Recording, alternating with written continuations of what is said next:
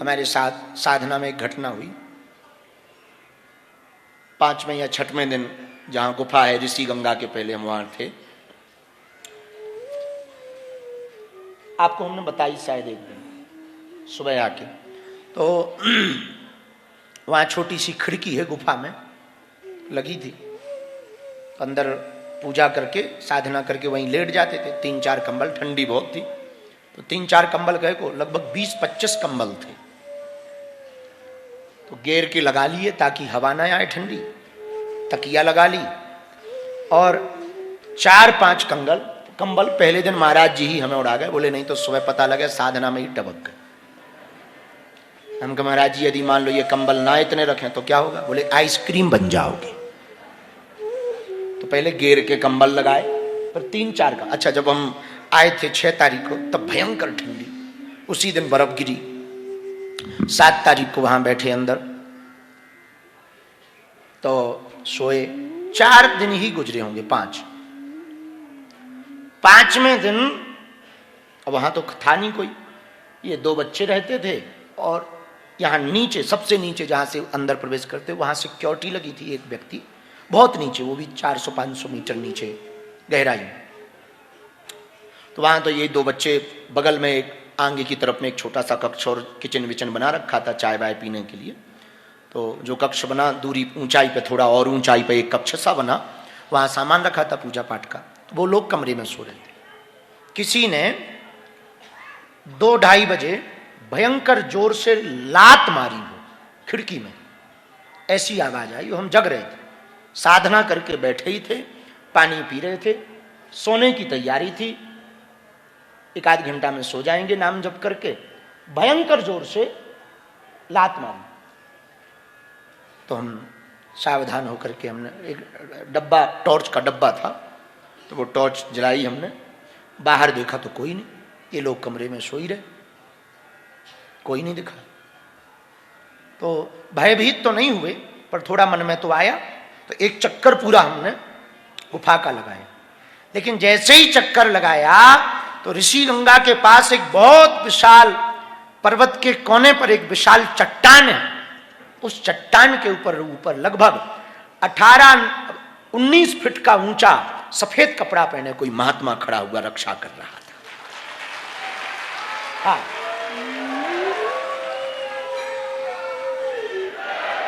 अच्छा, ये तो तय है कि वो सन्यासी बाबा नहीं थे, ये तो तय है। तो हमने अपने गुरु से पूछा, सन्यासी बाबा से, कि आज ये लात किसने मारी? बोले यहां पर यक्ष और कोई ना कोई उपद्रवी घूमते रहते हैं, और वो किसी को साधना नहीं करने देते हैं, ऐसे ही उपद्रव करते हैं। तो हमने फिर पूछा सुबह डरते हुए कि ये सामने जो 18-19 फुट के लंबे लंबे थे, ये कौन थे? बोले बेटा, ये सिद्धों की भूमि है, महापुरुषों की भूमि है। यहां महा अवतार बाबा जैसे महापुरुष घूमते रहते हैं, वो संतों की और साधकों की सदा रक्षा करते रहते हैं।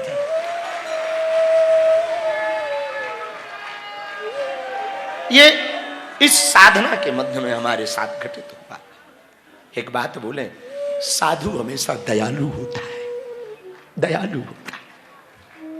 साधु के अंदर हमेशा दया रहती, चाहे वो सन्यासी बाबा हो, महाअवतार बाबा हो, नीम करोली वाले बाबा हो, अथवा वे कोई भी सप्तऋषि हो, कोई भी हो, उनके अंदर सदा करुणा। साधु का नाम ही है जो करुणा से भरा है। साधु को अपना कोई निजी दुख नहीं होता, साधु को तो दूसरों का दुख ही अपना दुख लगता है। और वो साधु तो वही है, मेरे पागलो, तुम भी साधु हो सकते यदि तुम्हारे अंदर दूसरों के लिए दया है, दूसरों के लिए करुणा है, तो तुम भी साधु हो। साधु के अंदर तो होता है। महाअवतार बाबा के बारे में हम उतना तो जानते नहीं थे। एक हमारे बहुत प्रिय हैं, परिवार जैसे, बल्कि भारत सरकार में वो बहुत बड़े पद पर हैं, सांसद हैं, दिल्ली में रहते हैं, झारखंड के हैं, देवघर के, और हमारे बहुत आत्मीय हैं, श्री निशिकांत दुबे जी। निशिकांत दुबे जी, उनके साथ कभी कभी हम बैठते हैं तो वो कभी कभी हमको लाहिड़ी महाशय की चर्चा सुनाते थे रात को। 1-2 बार हमने सुना था, थोड़ा महापुरुषों से सुना भी था, पढ़ा भी था। पर बद्रीनाथ जी में कोई साधना की दृष्टि से रहे तो आज भी सिद्ध संतों के दर्शन कर सकता है, अनुभव कर सकता है।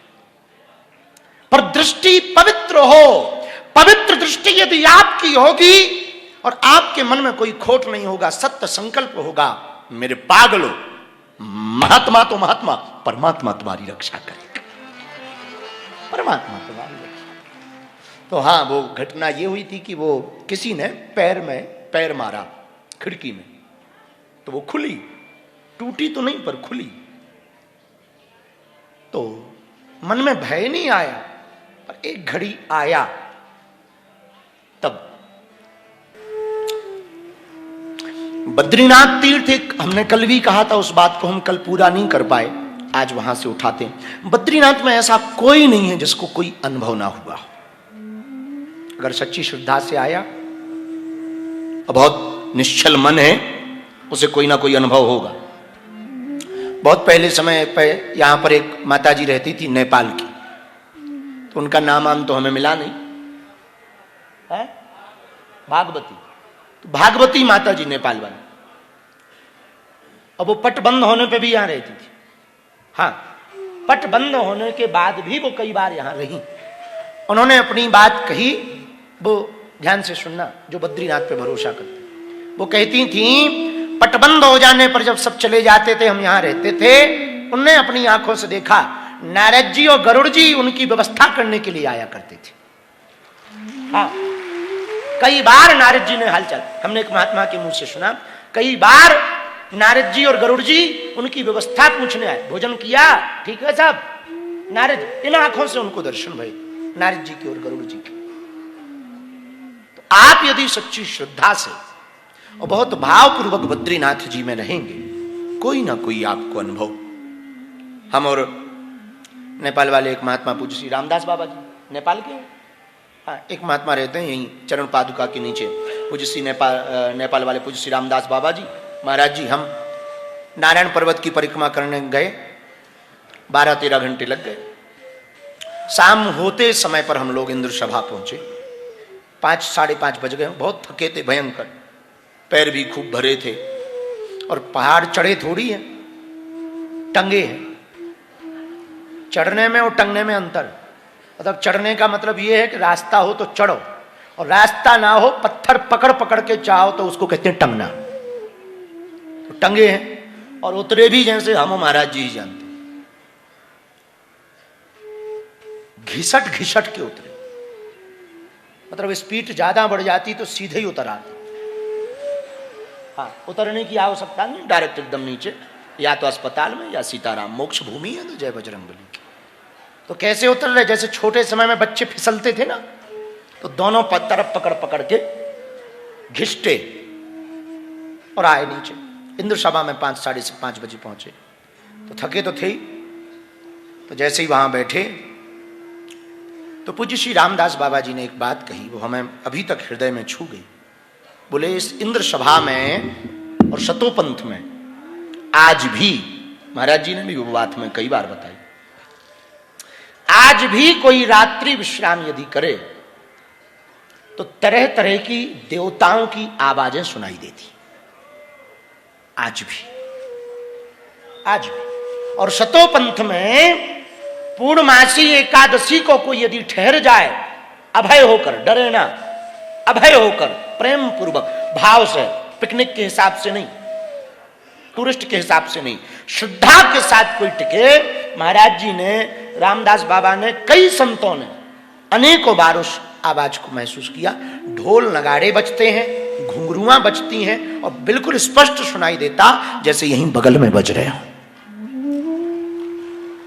हजारों किलोमीटर की ऊंचाई, भयंकर ग्लेशियर और बर्फ के बीच में आज भी अनुभव होता है। और इस घटना ने तो हमें यही सिखाया, हमारे साथ ये जो घटना हुई, इसने यही सिखाया, कितना भी बलवान तुम्हारा शत्रु हो, कितना भी बलवान, एक बात तुम अपने ध्यान में रखना, सदैव चित्त में रखना, ये बात तुम अपने मन में बैठा के रखना, जब बड़े से बड़ा संकट तुम्हारे पास आए तब यही चित्त में रखना, मैं इसलिए खड़ा हूं कि मेरे पीछे जो खड़ा है वो सबसे बड़ा है।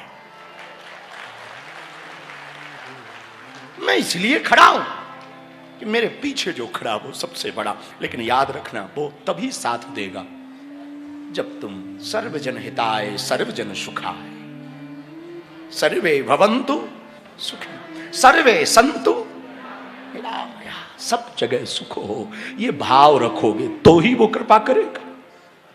केवल तुम अपना भाव रखोगे तो वो कृपा ना करेगा। और मेरे पागलों, भगवान कृष्ण के पास बंसी भी है और चक्र सुदर्शन भी, दोनों है। बंसी प्रेम का प्रतीक है और चक्र सुदर्शन युद्ध का प्रतीक है। मानो भगवान कृष्ण कहना चाहते हो, जब प्रेम की बारी आए तो गीत गाओ, संगीत गुनगुनाओ, लेकिन जब सनातन की बात आए तो शस्त्र शास्त्र दोनों उठाओ। जब हिंदुत्व की बात आए दोनों उठाओ। ये भगवान कृष्ण का संदेश है। इसलिए मेरे पागलों, तुम भगवान के भरोसे रहोगे ना, एक बात याद रखना, तुम भगवान के भरोसे यदि हो गए तो फिर तुम्हें किसी और पर भरोसा करने की आवश्यकता नहीं। किसी पर भरोसा, केवल भगवान पर भरोसा। भगवान पर भरोसा तुम्हारे जीवन को बहुत सरल कर देगी। लेकिन याद रखना, भरोसा उतना हो, कितना, जितना एक छोटे से बालक को अपनी मां पर भरोसा होता है।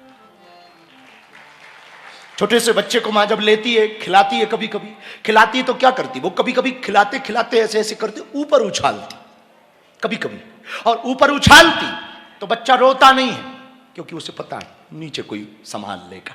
उल्टा खिलखिलाता है और नीचे मां की गोद में आ जाता है। ऐसे ही तुम जीवन में रहना, कभी कुछ ऊपर जाना भी पड़े, कभी संकटों में फंसना भी पड़े तो घबराना मत, खिलखिलाना, क्योंकि तुम्हें साधने वाला परमात्मा बैठा, भगवान बैठा साधने वाला, बालाजी बैठे साधने वाले। और सुनो, भगवान भूखा सुलाते नहीं, जगाते हैं।